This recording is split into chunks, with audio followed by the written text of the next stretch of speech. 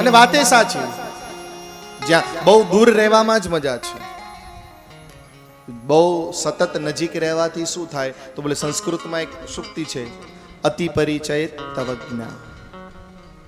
માણસનો જ્યારે બહુ પરિચય થાય ને પછી માણસની વેલ્યુ ઘટી જાય.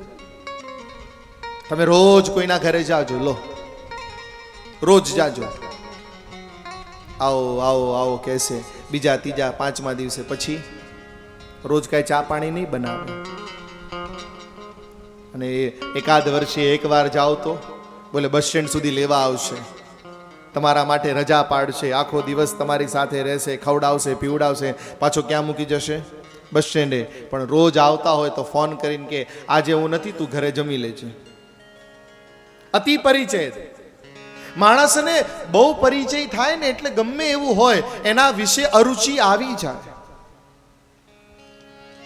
એટલે મોહક સંસાર છોડાતો નથી.